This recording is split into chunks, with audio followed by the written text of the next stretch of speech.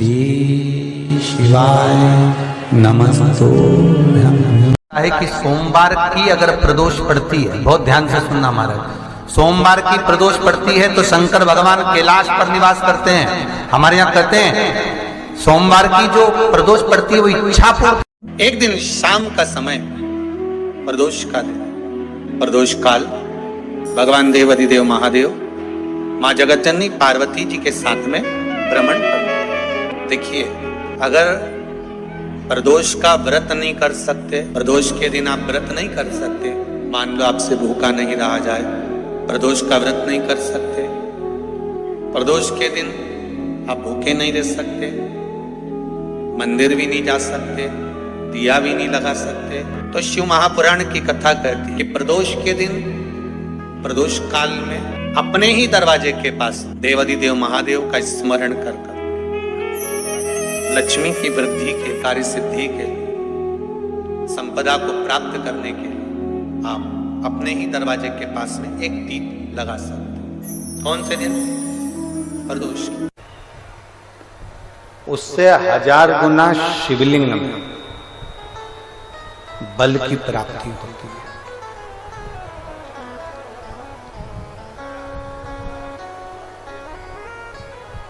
प्रदोष के दिन यदि आपको कहीं से शमी पत्र मिल जाए, प्रदोष के दिन यदि कहीं से आपको शमी पत्र मिल जाए और प्रदोष काल में, प्रदोष का जो समय होता है, शाम का जो समय होता है प्रदोष काल,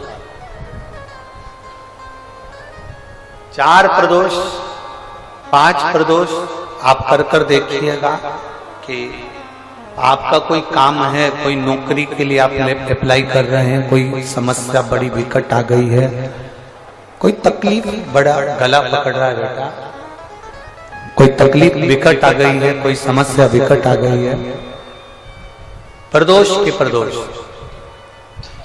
प्रदोष काल में अगर एक शमी पत्र भी आप घर के शिवलिंग को, अब ये करने के लिए आपको मंदिर के शिवलिंग नहीं जाना, अपने घर में जो शिवलिंग, चाहे वो स्फटिक का हो, पारद का हो, कंकर शंकर का हो, लकड़ी का हो, जो शिवलिंग तुम्हारे घर में, कांच का हो, चाहे वो नर्मदा के कंकर का हो, नर्मदेश्वर हो, पाषाण का हो, जो शिवलिंग, चांदी का हो, सोने का हो, तांबे का हो, पीतल का हो, जो शिवलिंग तुम्हारे,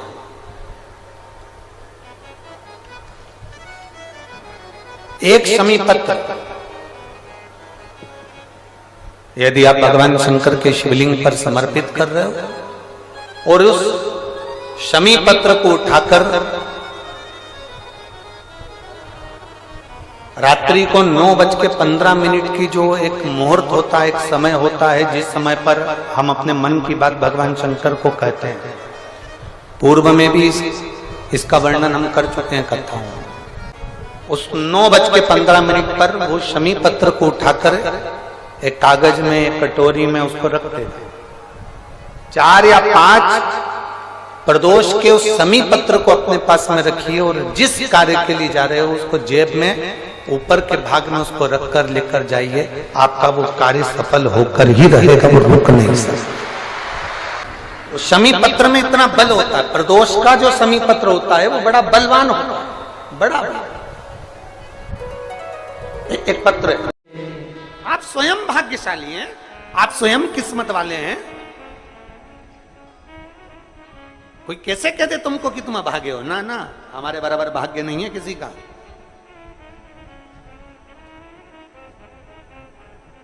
तुम्हारी ग्रह खराब है, तुम्हारे ग्रह खराब है। शंभेश्वर महादेव का नाम, 7 कनेर के पुष्प, कितने? 7 कनेर मालूम है? ये रोड पर जो जाते हो डिवाइडर में पीला पीला फूल लंबा, जो कि पशु पक्षी कोई नहीं खाता, जहरीला फूल माना जाता है, कनेर के 7 फूल। एक बेलपत्र। जिस समय पर कनेर का फूल बेलपत्र के साथ चढ़ाया जाएगा तो 7 कनेर के पुष्प सीधी बेलपत्र पर आपको रखना। 2-3 प्रदोष कर कर देखना। अगर कोई आपसे कहे कि आपका भाग्य ठीक नहीं चल रहा, आपकी किस्मत ठीक नहीं चल रही, आपके ग्रह ठीक नहीं चल रहा है, आप भाग्यशाली नहीं हो, पहले तो वहां से उठ जाओ, उसके बाद में देवाधिदेव महादेव के पास 7 कनेर के पुष्प एक बेलपत्र में रखकर नंदीश्वर के पास में बैठकर श्री शिवाय नमस्तुभ्यम बोलकर अशोक सुंदरी वाली जगह पर स्पर्श कराकर भगवान शंकर पर 7 फूल के साथ बेलपत्री की डंडी अशोक सुंदरी की साइड हो, ऐसा स्मरण करते हुए शिव को समर्पित कर दे। वही बेलपत्री 5 बार नमः शिवाय या पंचाक्षर मंत्र, षडाक्षर मंत्र या श्री शिवाय नमस्तुभ्यम बोलकर वही बेलपत्री 3 प्रदोष, 4 प्रदोष, 5 प्रदोष, 2 प्रदोष, जितने प्रदोष आप चढ़ा रहे हैं प्रदोष काल में, वो बेलपत्री लाकर अपने कक्ष में अपने पूजन वाले स्थान पर रखते जाओ। एक बेलपत्री एक प्रदोष पर लाओगे, अगला प्रदोष आएगा, कितना अंतर पड़ता है आपके भाग्य बदलने में, आपको खुद मालूम पड़ जाएगा कि आपकी किस्मत कैसे बदल गई। मेहनत आपको करना है, परिश्रम आपको करना है, लगन आपको लगाना है, और बेलपत्री और कनेर का पुष्प शिव को चढ़ा। चालू करो प्रदोष चढ़ाना। और जब प्रदोष चढ़ाओगे तो अगस्त के महीने की जो प्रदोष आएगी 17 अगस्त को, तब तुम सीहोर कावड़ भरने के लिए आओगे सरी, तब एक प्रदोष पे यहां पे भी चढ़ा ले, चढ़ाओ शंकर का भजन। यहां नहीं चढ़ा सकते, अपने घर पर चढ़ाओ, अपने शिवालय में चढ़ाओ, अपने देवालय में चढ़ाओ, अपने नजदीक में जो शंकर मंदिर वहां चढ़ाओ। आराधना शिव की। कोई कह दे तुमसे कि ये ठीक नहीं, प्रथम आप ये जो कनेर के फूल चढ़ाओगे ना, इसमें श्रंभेश्वर महादेव का भाव होना चाहिए। श्रंभेश्वर महादेव, फिर से एक बार बोलो, कौन से महादेव? श्रंभेश्वर। और फिर एक निवेदन, मान लो कि डॉक्टर कह दे कि बच्चे की धड़कन नहीं आ रही है, 7 पुष्प कोई से भी, 7 बेलपत्र अशोक सुंदरी वाली जगह पर एक एक कर कर बेलपत्र, एक बेलपत्र एक पुष्प अशोक सुंदरी वाली, एक बेलपत्र एक पुष्प अशोक सुंदरी वाली जगह पर चढ़ा दीजिए, और एक बेलपत्र उसमें से एक पुष्प लेकर अपने घर जाइए, और 15 दिन के बाद वापिस उस बच्चे की सोनोग्राफी जांच डॉक्टर के कहने से कराइए। बाबा उस बच्चे की धड़कन, श्वास और शरीर पूरा देगा ही। श्रंभेश्वर महादेव में, श्रंभेश्वर महादेव का जब नाम लिया जाता है तो 33 कोटि देवी देवताओं का एक साथ नाम उच्चारण हो जाता है। 33 कोटि देवताओं। श्रंभेश्वर, बोल श्रंभेश्वर महादेव की जय। श्रंभेश्वर भगवान का स्मरण किया है। आगे वर्णन आया है भगवान के सुंदर आनंदमय स्वरूप का। जब भगवान देवाधिदेव महादेव आनंद में विराजमान थे, देवता और राक्षसों ने मिलकर मंथन किया, मंथन में विष निकला जो देवाधिदेव महादेव के पास पहुंचा। शिवजी ने विष को धारण करा, क्योंकि घर का जो बड़ा होता है, घर का जो बुजुर्ग होता है, उसको बहुत सहना पड़ता है, बहुत सहना पड़ता है। घर का जो बुजुर्ग है, घर का जो बड़ा है, उसको सहना पड़े, सहन करना पड़े, और सहने की आदत होना भी चाहिए।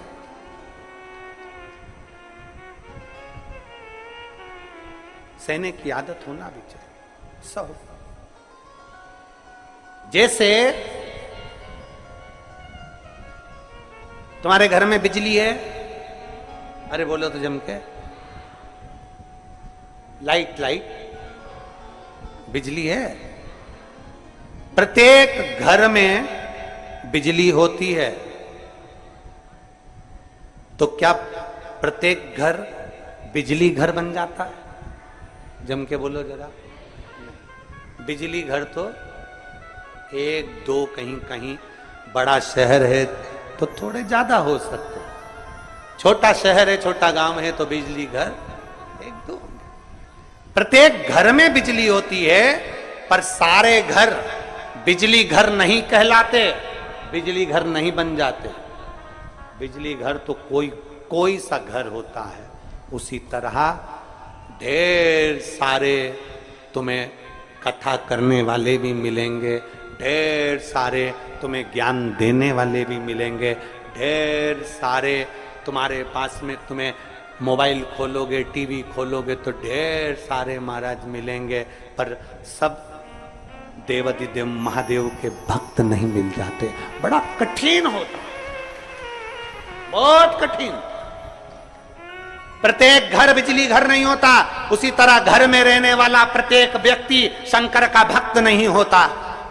उस घर में रहने वाले 10 लोगों में, 15 लोगों में, 20 लोगों में, 25 लोगों में, 5 लोगों में, 10 लोगों में कोई 1-2 ऐसे होते हैं, कोई 1-8-2 ऐसे होते हैं जो शंकर की भक्ति में डूबे होते हैं, शिव के स्मरण में डूबे होते हैं। घर वालों को मन लगता है, घर वालों को लगता है कि काम पर काम हो रहे हैं, अच्छे अच्छे काम हो रहे हैं, खूब अच्छे काम हो रहे हैं, पूरे खानदान में अच्छे अच्छे काम हो रहे हैं। कई लोग कहते हैं इसकी कृपा हो गई, उसकी कृपा हो गई ना। जो रोज तुम्हारे घर में से कोई एक व्यक्ति शंकर को जल चढ़ाने जा रहा है, ये उसकी कृपा है जो तेरे घर में आज सब कुछ आनंद होता चले जा रहा है, ये उसकी कृपा है। अंत बिंदु मेरा शिव है। चंचुला देवी हाथ जोड़कर कहती है प्रभु कृपा करें। भगवान शिव विष पीकर नीलकंठधारी बन जाते हैं। अमृत पीने वाले देव कहलाए और विष पीने वाला देवाधिदेव महादेव कहलाए। महादेव। थोड़ा दुख आए तो चिंता न करना, बाबा कुछ अच्छा करने वाला होगा। थोड़ा कष्ट आए तो चिंता मत करना, बाबा कुछ अच्छा करने वाला होगा। जल्दी से काम नहीं निपटे, बहुत मेहनत करना पड़ रही है। हम 3 बार 4 बार कुबेरेश्वर धाम आ गए, 5 बार आ गए, बाबा कब सुनेगा? चिंता मत करना, फाइल थोड़ी मोटी है, पर थोड़ा समय लगाएगा, करेगा। किसी को खाली नहीं भेजता तो तुम्हें कैसे भेज दे? किसी को नहीं भेजा उसने खाली। ये इतने एक बहन ने तो पूरी डॉक्टरों की 1 2 3 4 5 6 7 फाइल लगाई, 7 डॉक्टरों की, 7 डॉक्टरों की फाइल लगाई है। और सब डॉक्टरों ने कह दिया था कि तेरे घर संतान नहीं होगी, सुख नहीं। फिर भी शिव ने 1 साल नहीं, 2 साल नहीं, 3 साल नहीं, 4 साल नहीं, 5 साल बाद दिया। तो सब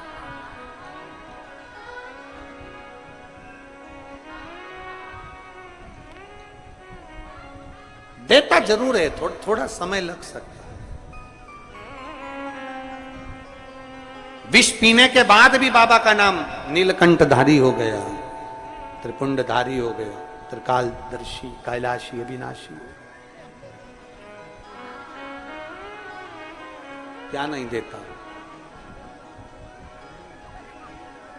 शिव कथा कह रही है, भगवान शंकर का चरित्र कह रहा है, शिव महापुराण की कथा कह रही है, ओगरदानी का चरित्र, बाबा के सुंदर 12 ज्योतिर्लिंग का चरित्र श्रवण कराया, वर्णन किया। फिर वर्णन आया है मल्लिकार्जुन का।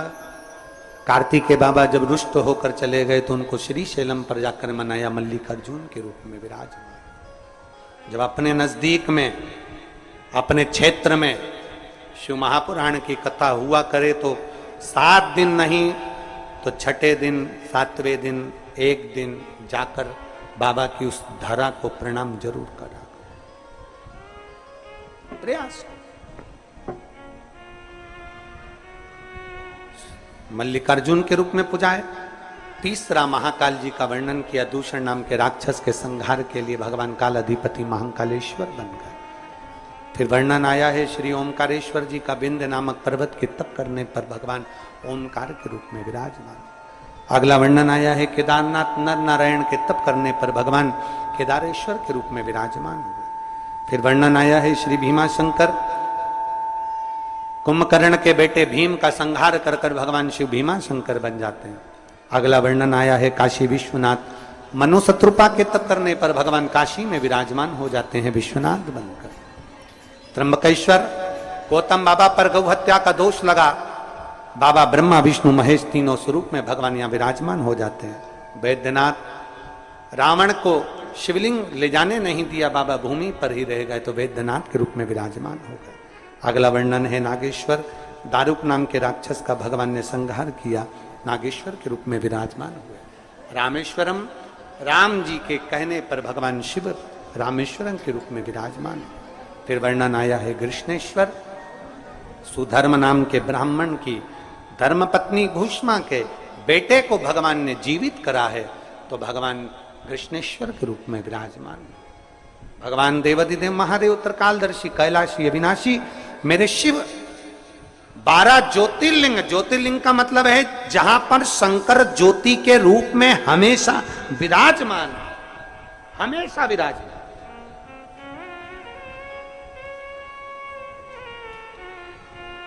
एक ज्योति के रूप में मेरा देवाधिदेव महादेव वहां पर विराजमान,